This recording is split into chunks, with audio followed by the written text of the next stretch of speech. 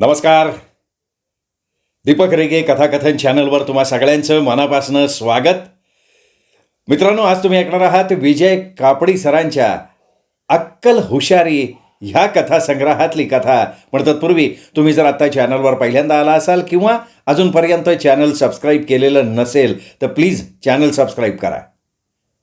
ऐकूयात विजय कापडी लिखित कथा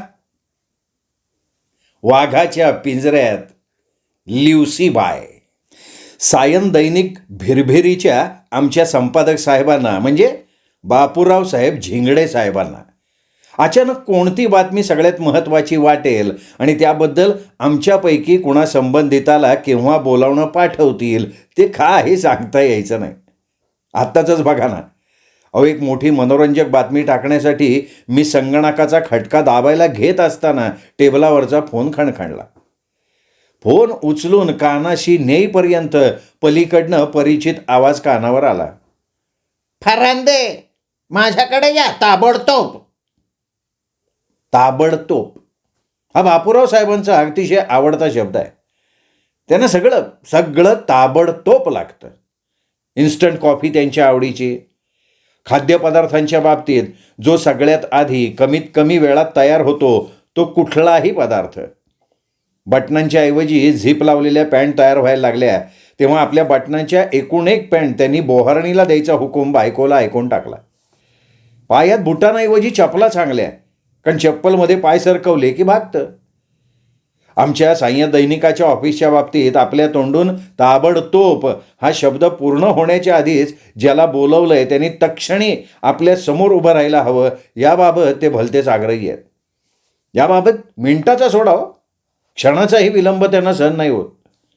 तसा कोणाकडनं सहसा विलंब होत नाही आणि समजा झाला तर लगेच आपल्या खुर्चीतनं उंच उडाल्यासारखे उठतात आणि केबिनच्या दाराशी येऊन संबंधिताकडे डोळे वटारून बघायला लागतात.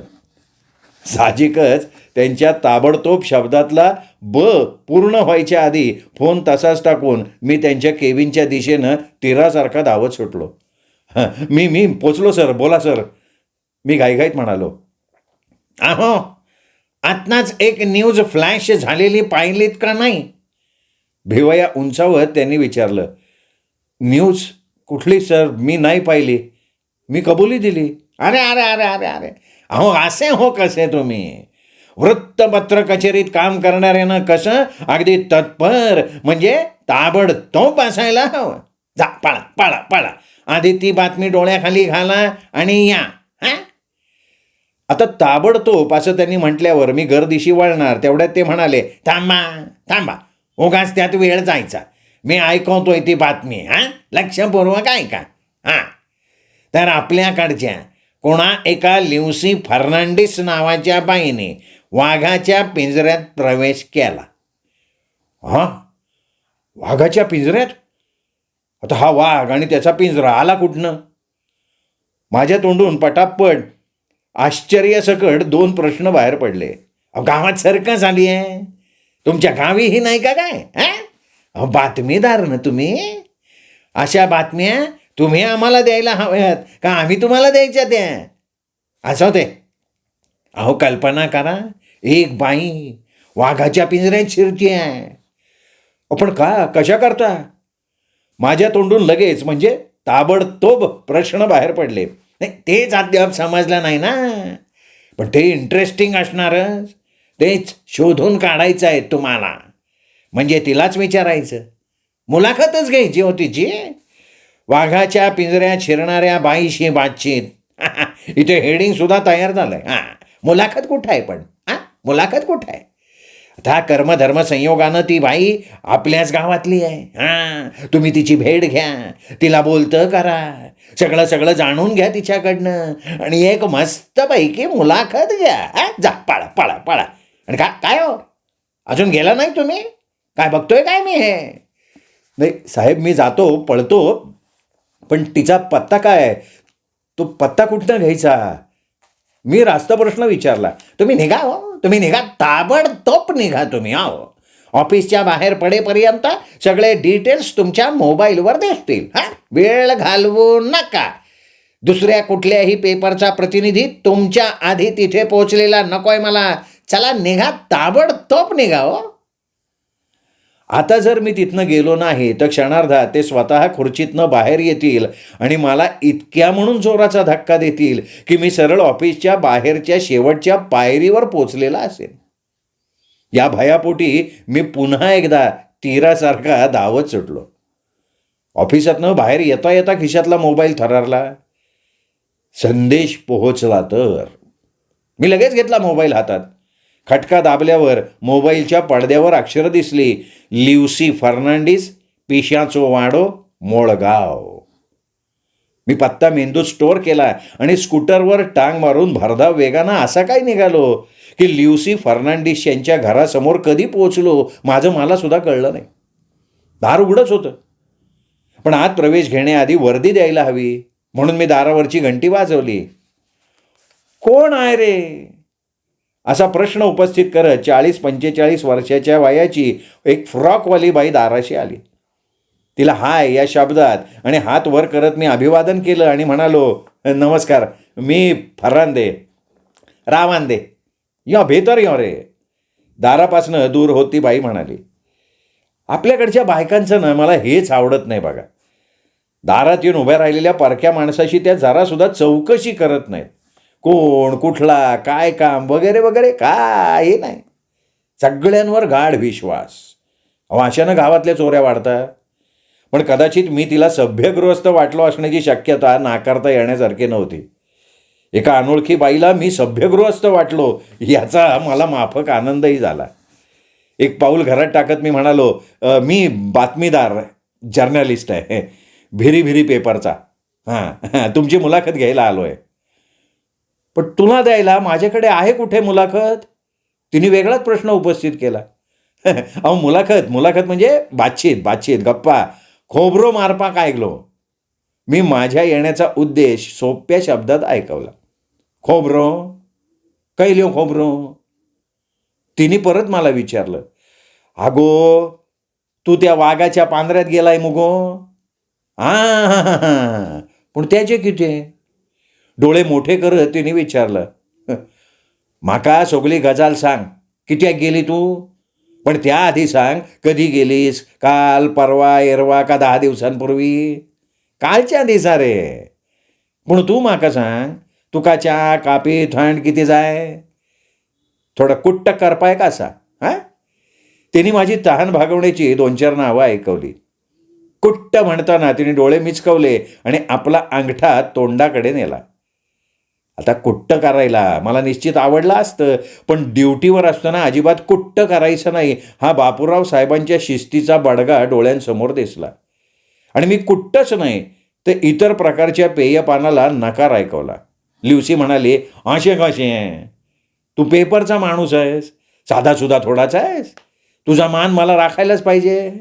असू घ्या, ते माझा मान तेवढा महत्त्वाचा नाहीच आहे. मुळे वृत्तपत्र सृष्टीत प्रवेश घेतला तेव्हा मानापमान नाटकसुद्धा बघायचं नाही असं मी ठरवलेलं आहे. पण ते असू दे गो, हे सगळं कसं आणि का झालं? मी इतर मुद्दे बाजूला सारले. माझ्या मुलाखतीला प्रारंभ केला. कसे आणि किती उलायता रे तू? तू का समजता मारे? कोड्यात पडल्यासारखा चेहरा करत तिने मला विचारलं. सारखे ऐकवाय गे, काल तू त्या सर्कशीतल्या वाघाच्या पिंजऱ्यात गेली होतीस ना, ते का म्हणून? म्हणजे वाघाचाच पिंजरा का निवडला? सिंहाचा, अस्वलाचा, माकडाचा सुद्धा पिंजरा असणारच की तिथे. तरी सुद्धा वाघाच्याच पिंजऱ्याची निवड का? कशासाठी? काय वाघ काय तुझ्या आवडीचा प्राणी आहे का काय? मी तिच्यासमोर माझा प्रश्न सोपा करून मांडला. ल्युसीबाई म्हणाली, अरे पहिलोच हल्लो रे वाघाचो पिंजरो. शेव, अस्वाल, माकोड हे सगळे मोकार हल्ले. वाघाच्या पिंजऱ्यात मी गेले, बाहेर आले, ते तिथल्या एकाने बघितलं आणि त्यांनी मला त्याच्या मालकाकडे नेलं. वाघाला मी भीत नाही, तिथे सर्कसच्या मालकाला का म्हणून घाबरीन मी? मालकाने विचारलं मला, वाघाच्या पिंजऱ्यात का गेली होतीस? हां, मी सुद्धा तुला तेच विचारतोय ल्युसीबाई, का गेली होतीस तू वाघाच्या पिंजऱ्यात? भीती, भय नाही का वाटलं तुला? मी काळजीनं थपथपलेल्या सुरात विचारलं. वय रे, भेरा दिली माका, पण किती सांगू तुका पुता? मला सांगायचं का नाही या विचारात ती पडलेली दिसली. एवढ्यात मला एक महत्त्वाचा मुद्दा आठवला. पिंजऱ्याला कुलपं असतात ना, मग तरीसुद्धा ही बाई पिंजऱ्यात गेली कशी? शंका निरसन करून घेण्यासाठी मी विचारलं, ल्युसी बाय, पांढरा कुलूप नशिल्ले का? कुलपाची चावी होती तुझ्याकडे का? मास्टर की म्हणजे कुठल्याही लहान मोठ्या बंद कुलपानं वासावा अशी चावी होती तुझ्याकडे की त्या चावीच्या मदतीनं वाघाच्या पिंजऱ्याचं कुलूप तू उघडलंस आणि दार उघडून आत प्रवेश केलास? ल्युसीबाई म्हणाली, नाही रे, पिंजऱ्याला कुलूप नव्हता, त्यामुळे तर सहज दार उघडून आत जाता आलं ना मला. नाही, पण पिंजऱ्याच्या बाहेरून सुद्धा तुला वाघ दिसला असता ना. पिंजऱ्याचं दार उघडून आत जाण्यामागचं कारण काय? नेमकं कारण सांगायचं का नाही या संभ्रमात ल्युसीबाई दिसली. तेव्हा तिथेच पाणी मुरलेलं मला जाणवलं. थोडा प्रयत्न केला तर वाघाच्या पिंजऱ्यात निधड्या छातीनं जाण्यामागचं कारण सापडलं असतं. म्हणून मी आग्रही आवाजात म्हणालो, सांग ना ल्युसीबाई, जीवावर उदारून वाघाच्या पिंजऱ्यात जाण्यामागचं कारण काय? ते कारण तुला सांगावंच लागणार आहे. अरे माझं माझा नवरा रे. आणि एवढंच सांगून ल्युसीबाई थांबली. ओठ मुडपून विचार करायला लागली, पुढचं सांगायचं का नाही सांगायचं. मग तिला मी म्हणालो, हे बघ, तुझा म्हणजे नवरा, बरोबर, त्याचं काय? तुला त्याला दाखवायचं होतं का की तू किती शूरवीर आहेस ते? वाघाला न घाबरणारी बायको म्हणजे आपल्यालाही घाबरणार नाही ही बाब त्याच्या मनावर बिंबवण्यासाठी तू वाघाच्या पिंजऱ्यात शिरायचं धाडस केलंस का काय? पण त्यापूर्वी मला एक सांग, या आधीसुद्धा तुझ्याकडनं अशा प्रकारचं धाडस झालंय का? म्हणजे पाण्यात मगर आहे हे माहीत असून सुद्धा तू पाण्यात गेली आहेस का कधी? छान रे, कधीच नाही, ल्युसीबाई निर्धारी सुरात म्हणाली. मग कधी हत्तीच्या पाठीवर बसायचा प्रयत्न घडलाय का तुझ्या हातनं? नाही रे बाबा, नाही, मोठमोठ्यानं मान हलवत ल्युसीबाई म्हणाली. मग सिंहाची आयाळ फणीनं विंचरून द्यावी असं तुला कधी वाटलं आणि ते तू प्रत्यक्षात आणलंस असं घडलंय कधी? किंवा जिराफाच्या मानेवर बसून घसरगुंडीचा आनंद घ्यावा असं तुला कधी वाटलंय का? किंवा अस्वलाच्या अंगावरच्या केसांची संख्या मोजायला तू कधी गेली होतीस का? अरे पिशा, किती विचारता रे तू? तोंडा जीभ आहे म्हणून काय विचारतो का तू? तू म्हणतोस तसं विविध पशु प्राण्यांशी करायला जायला मला काही वेळ लागलाय का? काय जीवावर उदार झाली आहे मी? ल्युसीबाई नाराज झाल्याचं मला जाणवलं. पण ल्युसीबाई सारख्या एका सामान्य संसारी बाईनं वाघाच्या पिंजऱ्यात जाण्याचं धाडस करण्यामागे नेमकं कुठलं कारण असावं हे जाणून घेतल्याशिवाय माझी मुलाखत पूर्ण व्हायचं कारणच नव्हतं. पण मगाशी ती आपल्या नवऱ्याबद्दल काहीतरी म्हणाली होती. तोच मुद्दा पुढे रेटण्यासाठी मी म्हणालो, ते तुझ्या नवऱ्याचं काय? मग नवरा, तो माझं फार रागीट रे. त्याला माझ्या अंगावर ओरडायची संधी मिळू नये म्हणून मी वाघाच्या पिंजऱ्यात गेले होते. ल्युसीबाई, काय कळतच नाहीये ग? नवऱ्याच्या रागाचा आणि तुझा वाघाच्या पिंजऱ्यात जाण्याचा काय संबंध आहे? संबंध असा रे. असं म्हणत ल्युसीबाई आतल्या खोलीत गेली. 2 मिनिटानंतर बाहेर आली. तिच्या हातात होती एक हॅट. मला हॅट दाखवत ती म्हणाली, ही हॅट काढण्यासाठी मी पिंजऱ्यात गेले होते रे. झालं समाधान? ही हॅट पिंजऱ्यात होती? कोणाची होती ती? तुझीच होती का दुसऱ्या कोणाची? आणि एका यक्कश्चित एका हॅटसाठी तू जीवावर उदार झालीस? अरे बाजारात काय अशा हॅट मिळत नाहीत का? मिळतात रे, पण ही हॅट नवऱ्याने आणली होती. गेल्या वर्षभर मी त्याच्या पाठीशी लागून त्याला सांगून कंटाळले होते अगदी की मला अशीच हॅट हवी म्हणून. तो आज आणतो, उद्या आणतो असं म्हणत दिवस ढकलत होता. पण मी काय माझा हेका सोडला नाही. त्याला माझ्यासाठी ही हॅट खरेदी करायला लावलीच मी. 2-4 दिवसापूर्वी आणली त्याने हॅट आणि ही हॅट घालून मी सर्कशीतल्या प्राण्यांना बघायला गेले. ल्युसीबाई सांगत होती, पण मला कशाचा पत्ता लागत नव्हता. तिला प्रश्न न विचारता बोलतं करण्यासाठी मी भुवया उडून म्हणालो, बरं मग पुढे काय? अरे मग माझी ही हॅट वाघाच्या पिंजऱ्यात पडली. काल परवा पैसे मोजून विकत आणलेली हॅट माझ्याकडून हरवली असं कळल्यावर माझ्या नवऱ्याने मला जिवंत ठेवलं असतं का? अजिबात नाही. एवढ्या एकाच कारणासाठी मी पिंजऱ्यात शिरले बरं. हो, आधी बाहेरून हात घालून हॅट बाहेर घ्यायचा प्रयत्न केला मी, पण हॅट ना खूप पुढे पडली होती. एवढ्यात माझं लक्ष पिंजऱ्याच्या कुलपाकडे गेलं. तिथे तर कुलूपच नव्हतं. म्हणून मग मी पिंजऱ्याचं दार हलक्या हाताने उघडलं, आत गेले, खाली पडलेली हॅट उचलली आणि त्याच वेगात बाहेर आले. पण तेवढ्यात तिथल्या कर्मचाऱ्यांनी मला बघितलं आणि मॅनेजरकडे नेलं. नाही नाही, ते तू सुरुवातीला सांगितलं की ल्युसीबाय, पण तू हॅट काढायला पिंजऱ्यात गेलीस तेव्हा तिथला वाघ काय तुला फक्त बघत राहिला? त्यांनी झडप घातली असती तुझ्यावर तर? या प्रश्नाच्या वेळी भयभीत झालेला माझा चेहरा बघून ल्युसीबाई म्हणाली, रिलॅक्स मॅन. अरे पिंजऱ्यात वाघ असता तर आज जायला मला काय काळ्या कुत्र्यांनी चावलं होतं का? हा, म्हणजे काय? मी जवळजवळ ओरडलोच. पिंजऱ्यात वाघ नव्हताच? काय सांगतेस काय तू ल्युसीबाय? अरे खरं तेच सांगते तुला. पिंजऱ्यात वाघ नव्हता. तो नेमका कुठं आहे ते बघण्याकरता मी मान पुढे करून बघत होते ना, त्यावेळी माझी हॅट खाली पडली. हां, म्हणजे वाघाचा पिंजरा रिकामाच होता म्हण की. आता आणखीन काय म्हणायचं राहिलंय? तेच तर सांगते मागापासनं. काय रे, तुझा चेहरा अचानक का पडला बाबा? वाघ नसलेल्या रिकाम्या वाघाच्या पिंजऱ्यात ल्युसीबाय काय, मी किंवा अन्य कोणी? तसं कशाला? आमच्या भिरभिरीचे संपादक बापूराव साहेब झिंगडे सुद्धा गेले असते की हो. धाडसाचा एवढाही लवलेश नसलेल्या मुलाखतीत कोणाला स्वारस्य असायचं कारणच काय मला सांगा? एवढ्यात मोबाईल वाजला. पलीकडनं बापूराव साहेब सांगत होते, अहो फरांदे, तुम्ही परत या ताबडतोब.